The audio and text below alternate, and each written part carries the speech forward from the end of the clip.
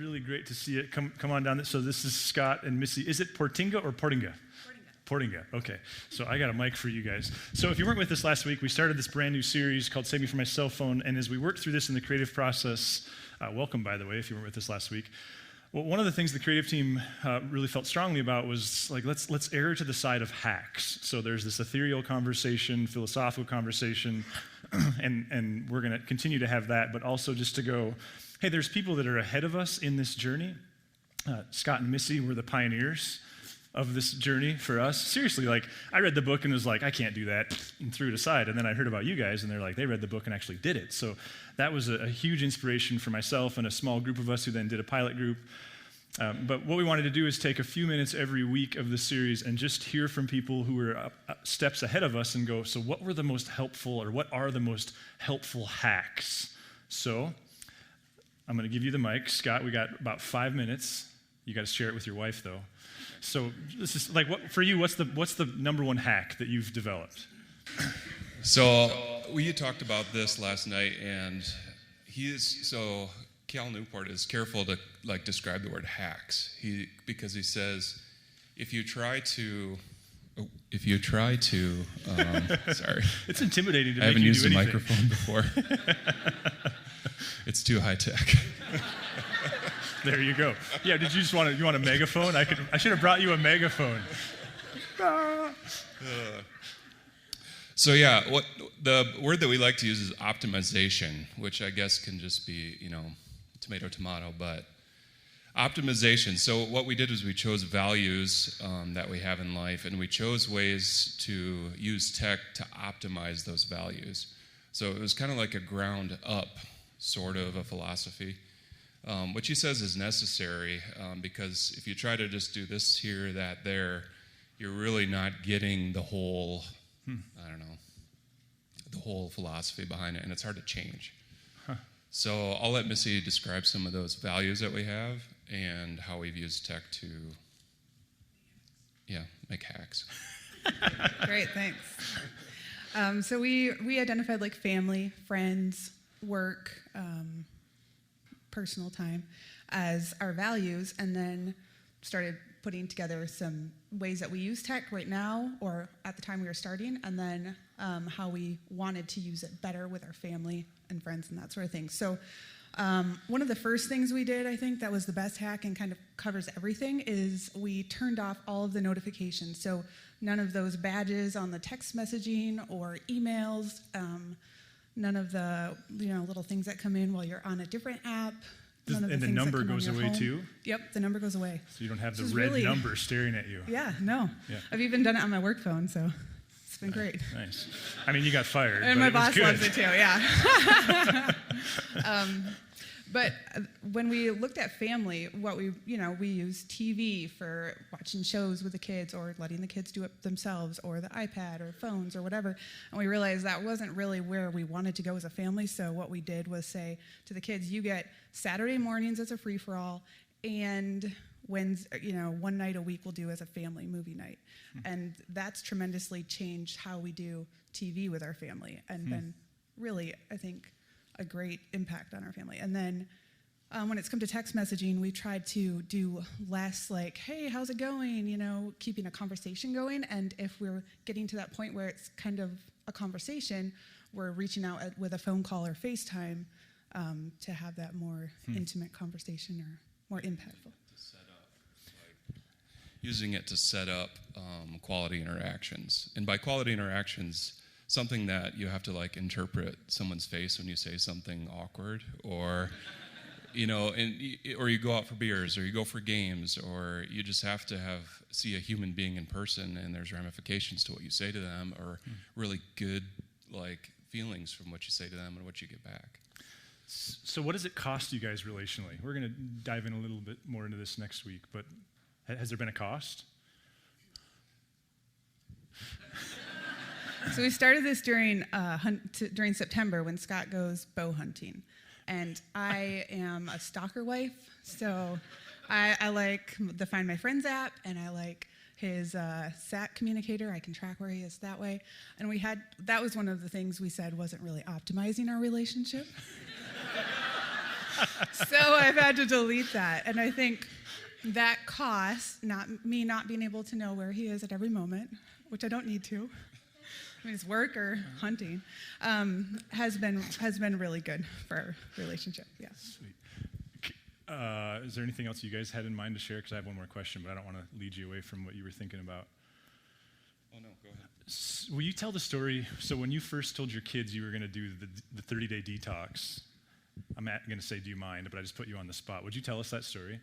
Yeah, so we set the kids down and we said, we're going to stop using our screens. We're going to stop using the TV and our phones, for the most part, for the next 30 days. And what that means for you guys, they're 5 and 6, so they're little. It's a lot easier to do it than if we had older kids like yours. But we said, you're not going to be able to turn the TV on at all, and you're not going to be able to use the phone for, even the ABC Mouse app or something like that. And also, Mom and Dad are only going to check our phones twice a day. At that time, when we were doing our detox, we said at noon and then after they go to bed. And they were not sad about not watching TV or not playing apps. They were really excited about us not being on our phones. And then I have one other thing I'm going to put you on the spot. Will you also share what you do with Instagram? Because I think this is genius. So Scott totally deleted Instagram and Facebook as his optimizations. I couldn't do that. Yeah.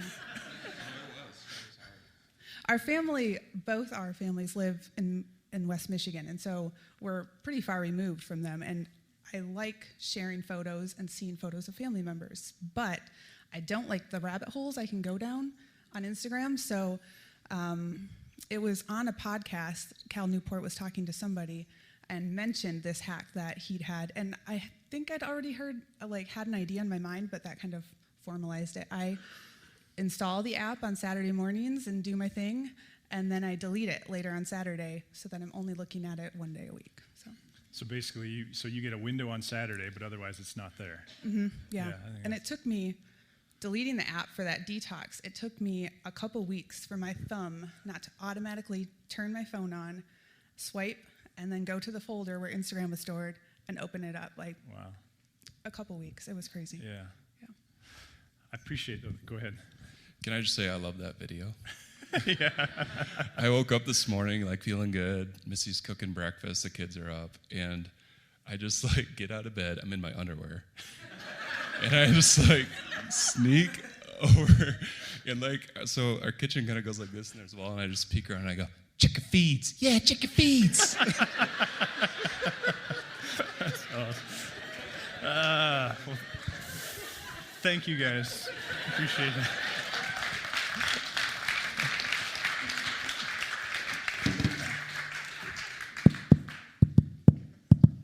You mind meeting this one? Sweet.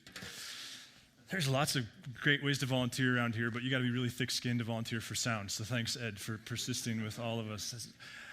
So what I want to do this morning, if you're following Cal Newport's book, the breakdown starts with solitude and silence, and I struggled mightily with this week, not for lack of trying, but what I realized by the end of the week was there's a way of talking about solitude and silence that I think is central to the life of God, central to the life of Jesus in the text. Frankly, it's part of my favorite part of life, and that's this idea of chair time or quiet time. Even in business, I had a friend say to me 10 years ago, Adam, if there's not an hour in every day where you're just putting your feet on your desk and dreaming, then you're managing, but you're not leading. I would put that under the category of solitude and silence. So there's that kind of categorical retreat, people removed from society, and so central to the life of Christ that we see in the Gospels. It's actually not the type of solitude and silence I want to talk about this morning, not because I don't think it's valuable. In fact, it's one of my favorite things in the whole world to talk about, and I think, speaking for myself and the entire staff, if that's a world that you would like to start investigating, especially as it relates to the scriptures and devotions and quiet time and leadership and all those different things, would love to have lunch or coffee and nerd out about all those things.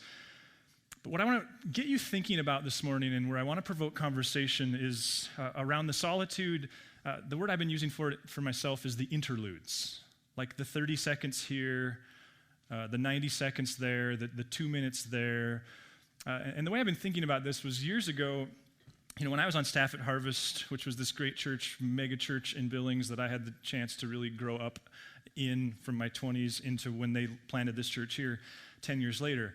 The lead pastor there is a guy named Vern, and he is the most remarkably charismatic, creative, intelligent communicator ever. Like for me, he reminds me that oftentimes how big your brand gets is related to your community, not your skill, because there's just no doubt in my mind that Vern is world class on lots and lots of levels. And so once a year, I got to communicate from that stage, and it was really, really intimidating. I was mostly terrible at it. Even from a personality standpoint, he and I are just very, very different. He's that fun, charismatic, hilarious kind of guy. I'm the boring kind of guy. But that's the stage where I cut my teeth, and I was mostly not very good at it. But there was a couple years before we left where I was finally starting to feel like I was finding my voice. Someone had helped me understand, like, learn everything you can from Vern, but then also you've got to nuance it, and there's some rule out there that you got to do so many messages before you find your own voice. And Rob Bell was instrumental to me. Andy Stanley was instrumental. And I delivered a message. I think it was the second to last time I spoke at Harvest before we came here, and I felt pretty good about it. In fact, I don't think I was feeling cocky, but I was like, I think I'm starting to get this. And the great thing about working for Vern is he would never insult you by just patting you on the back and saying, good job. Like, he's always going to give you feedback, positive and negative. So the great thing about working for Vern is he's always going to give you feedback. The terrible thing about working for Vern is he's always going to give you feedback.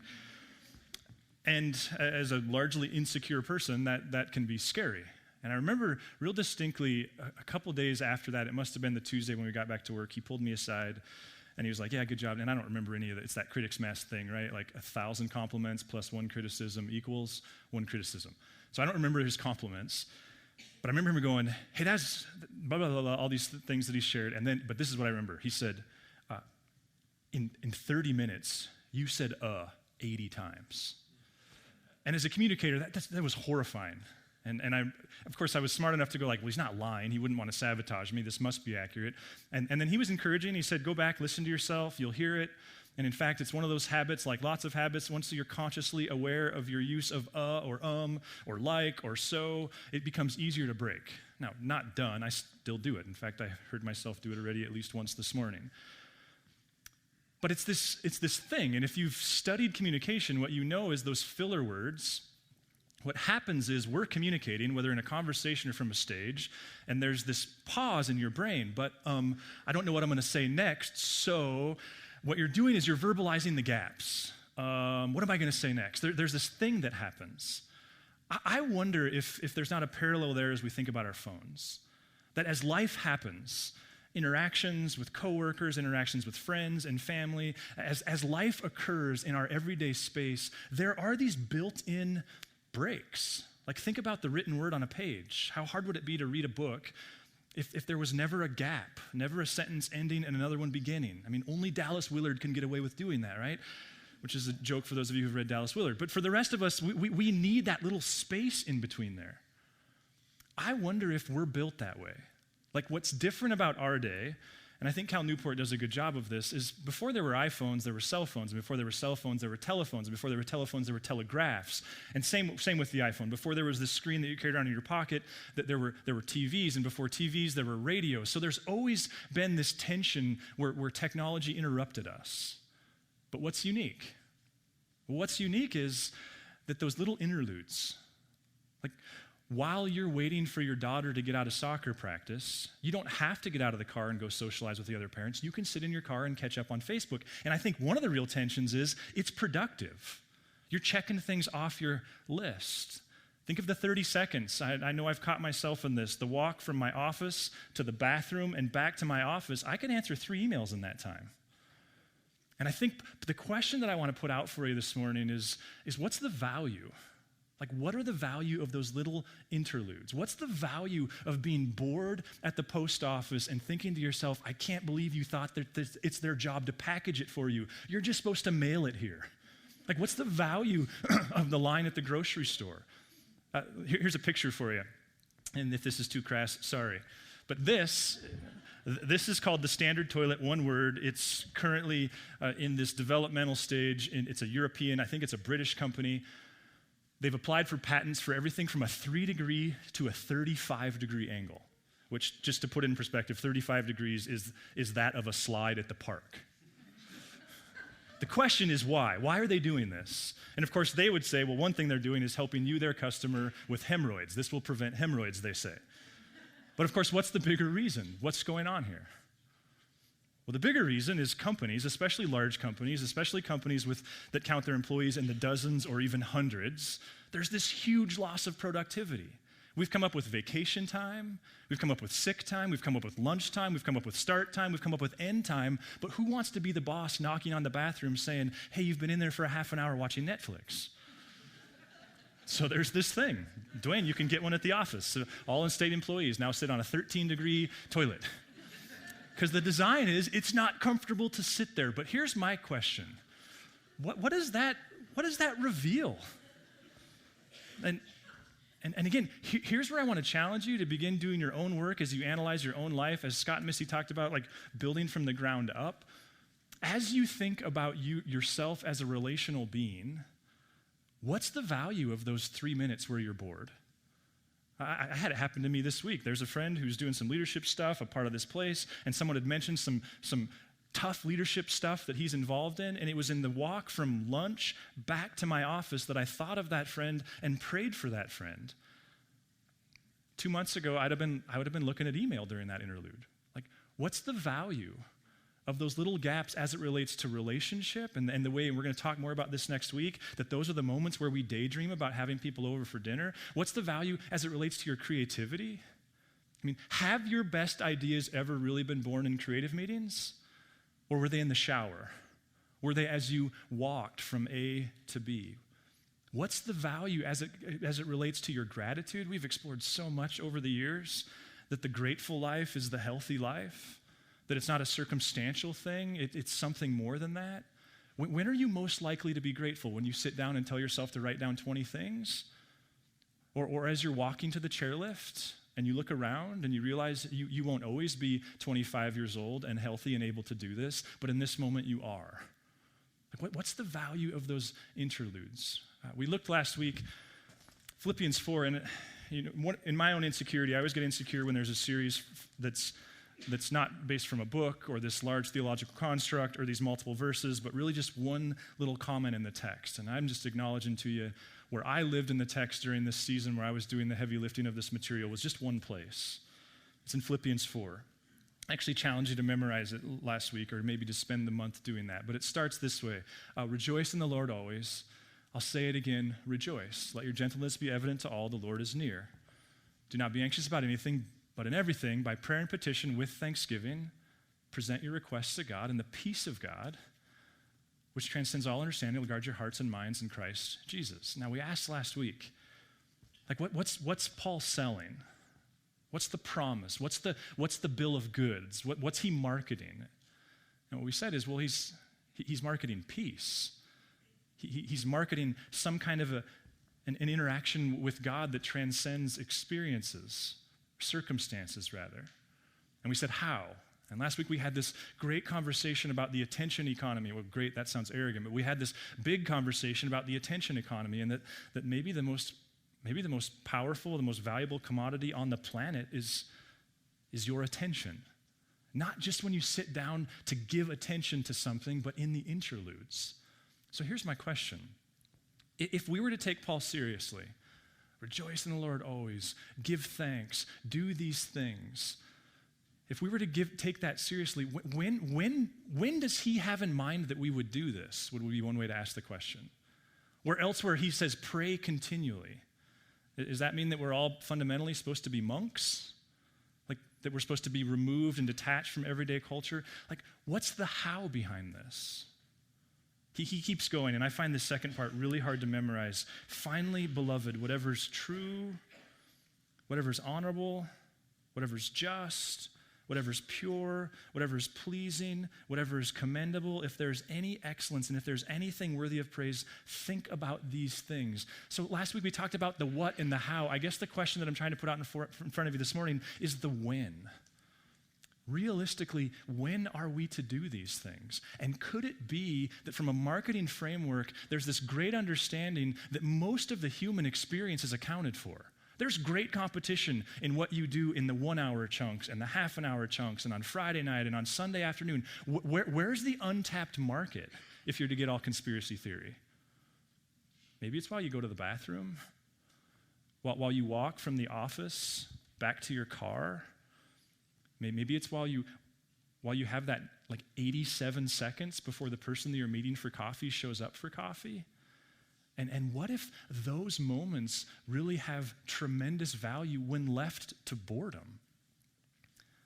I'm taking this class right now from the Psalms, and I've always struggled with the Psalms. That's why I'm taking the class. I've always assumed I'm not enough of a feeler to make sense of the Psalms. I have this sense of could you just get to the point, please? I struggle with the Psalms. But I've got this instructor from Boston College who I can barely understand her English, who's challenging us on the Psalms. And there's this one spot in 50 where I'm in Psalm 50 that things are starting to make sense for me. And I just want to speak just a second from this. It says, "Hear, O my people, and I will speak. O Israel, and I will testify against you. I am God, your God." So this is one of those instances in Scripture where God is the judge, and the people of Israel are on trial. God's upset with Israel about something. And the question is, what's God upset about? "Not for your sacrifices do I rebuke you. Your burnt offerings are continually before me." So it's not because you're not going to church. It's not because you're not doing the big religious stuff. He's going the burnt offerings, they're there every day. In fact, multiple times a day. So kudos to you. That's happening. "I will not accept a bull from your house or goats from your folds, for every wild animal of the forest is mine, the cattle on 1,000 hills. I know all the birds of the air, and all that moves in the field is mine." And then watch this. "If I were hungry, I would not tell you, for the world and all that is in it is mine."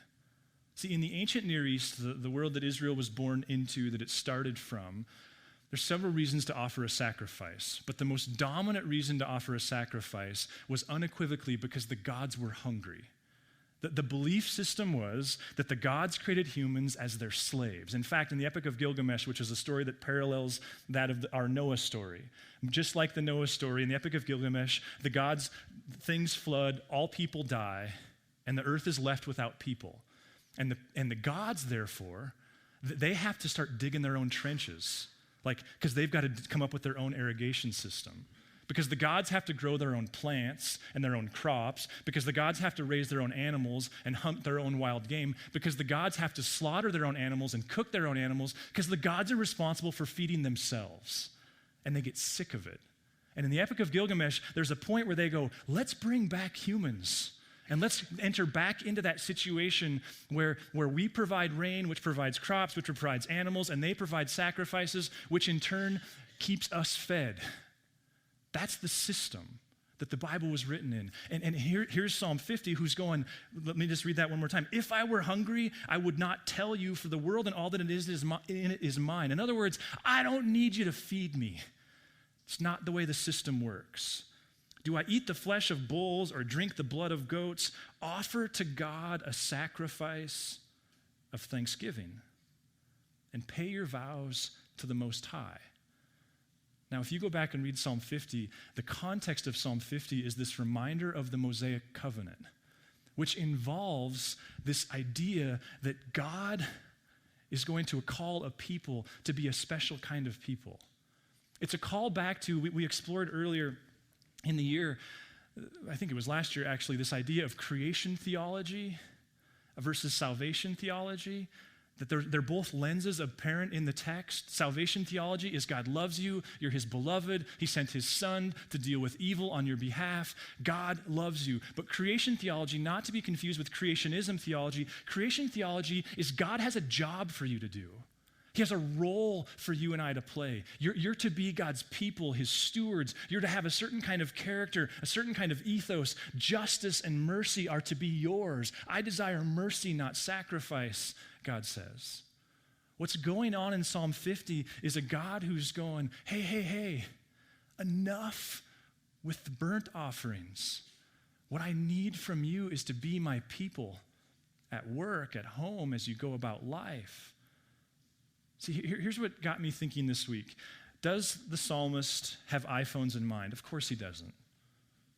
Does the psalmist have in mind that there's this tendency among people to go, God, I'm going to give you this hour, and then this half hour, and then this evening for 2 hours, and then this other 20-minute chunk.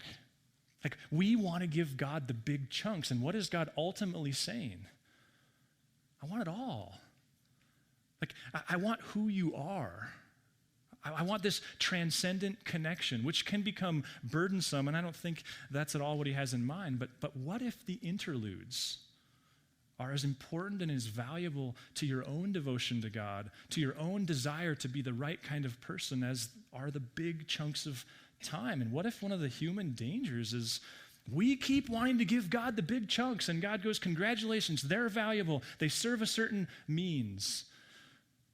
But I want that 30 seconds that you have when you would otherwise go, what can I get done in 30 seconds? I want that for you just to be bored.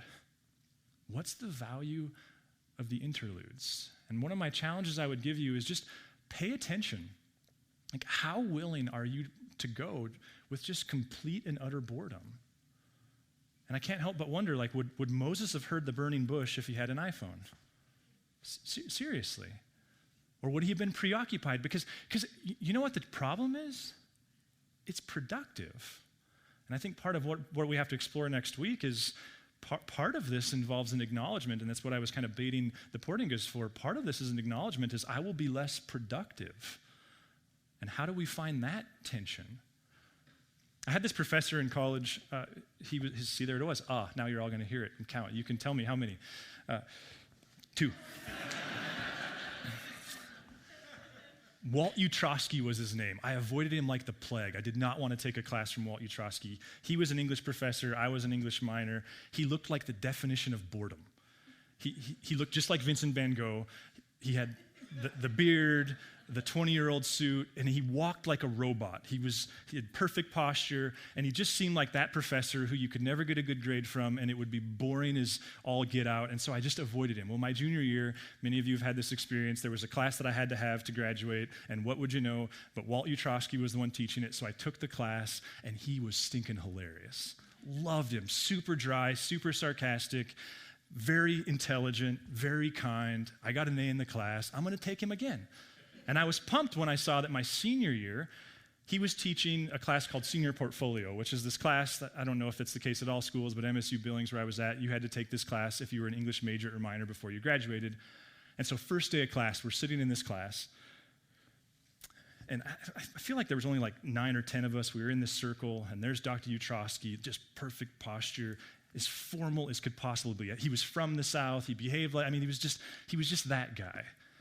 And he starts explaining that part of our grade in the class will be our attitude in class every day, which is a little arbitrary. And there was this guy sitting next to me who was totally that guy. Like, we all had a class with that guy. Super intelligent, 6'6", knew he was intelligent, and took exception to anything that he could possibly take exception to. So when he heard, let's just say his name was Edward. I don't remember his name. When he heard that part of our grade was going to be based upon attitude, he immediately raised his hand. I don't even know if he bothered to raise his hand, but he immediately raised exception with Dr. Utrosky. And Dr. Utrosky, just calm as a cucumber, just listened to him and kind of got berated a little bit because this was this enlightened 21-year-old college senior, you know?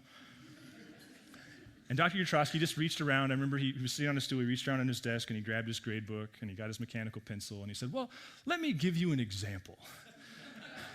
And he went on to explain that in the grade book, of course, next to all of our names is a column for every date, and the header of that column is attitude. And he said, so for example, right now, Edward, next to your name, I'm putting the initials PP for piss poor.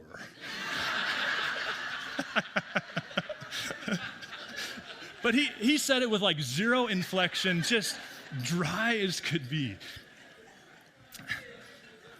So now that guy is like doubly that guy because he just got showed up by the boring professor. And so there was a point where he was explaining what senior portfolio actually involves. Is at the end of the year, you've got to put together this portfolio with original writings. I guess I don't need this anymore. With the writings original from you, and they've got to have different genres and fiction and nonfiction and all blah, blah, blah. And Edward, he went off on another diatribe where he was explaining that he's now about to graduate with an English degree, so he's above grammar. Was really the bottom line of what he was saying. Is like, are you going to grade me on grammar because I don't need no stinking grammar to make any sense? And Dr. Utrosky he just took it And then eventually he started to speak and he said, well, Edward, you are actually 100% accurate. Grammar is entirely a human invention. It wasn't dropped down from heaven. It wasn't given to us by the gods. It was just an arbitrary tool that we've developed to manage our own use of the English language. And then he said, so to answer your question, no, I won't grade you for bad grammar, but here's how you can help yourself in the process. He said, any time in your writing, Shannon, you can use this. Any time in your writing where you break a convention of grammar, he said, what you need to do is put a footnote by it. And then at the bottom of the page, I need you to tell me what rule of grammar you broke and why in this instant you deemed it most creative to break that rule. Because, he said, creativity is not willy-nilly breaking rules. It's knowing what the rules are and then strategically breaking them. It's like check, mate. Game over. Here's my heart behind this as I've processed it myself. I wonder if left to ourselves, if we're not emerging into a culture where we don't even know the rules of solitude and silence. I wonder if we're about to lose sight of the fact that the greatest creativity, the strongest relational connections, that the deepest emotional health, that those moments are born not just in the big chunks of time, but in the interludes, in the little tiny pieces. And I'm not suggesting that there's not a time where it's not appropriate to be productive and answer email, but I wonder if we have to start with knowing there's a rule. And the rule is healthy humans experience boredom.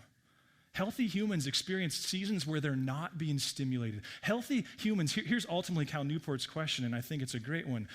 How important is it that you have time in your day where you hear your own voice? Listen, I understand some of you work in business sectors where you have to be productive in certain instances. In fact, one of the things that I've gained empathy for is in meeting with people, some of you work in industries or you work for a boss that has these incredibly unhealthy boundaries for you. So please don't hear me saying, here's a rule, everybody's got to follow it, but rather that there's a general rule about human relationship and connection and spirituality. There's a general rule about emotional connectedness and health and creativity. And left to ourselves, left to our cultural trend, we're about to forget that rule even exists. So am I going to break it? Are you going to break it? Invariably you are. But might we first start with this posture of what does it look like to have space to spontaneously rejoice in the Lord? What does it look like to have space to spontaneously think of a friend? And I don't even know what that quick little prayer does in the grand scheme of things. If I said I understood it, I'd be lying. But what's the value of the way that shapes the next interaction that you have with that friend? What's the value of having the space? Some of your, I think I just had a really good Mother's Day idea this last week. Guess what? It came after a creative meeting on my walk home because I was choosing to just be bored. What's the value of the interlude? And what if Jesus wants to meet you on Sunday morning? And he wants to meet you every morning, and he wants to meet you in those sacred places you've designed, and he wants to meet you in the car as you wait for her to get out of basketball practice. I'd like to pray. God, thanks, Lord, that you made us, you understand us, you love the creation in which we sit, and you put a lot of management responsibility on us to be people who are very present in the world, who quite frankly live and move in a way that gives you credibility, and at the same time, God, who creates space for you to show us what it means to guard our kingdom hearts and to step out of culture at times and more firmly into your kingdom. We love you, God. Amen. If you would like to learn more about Narrate Church, find us at narratechurch.org or look us up on Facebook and Instagram.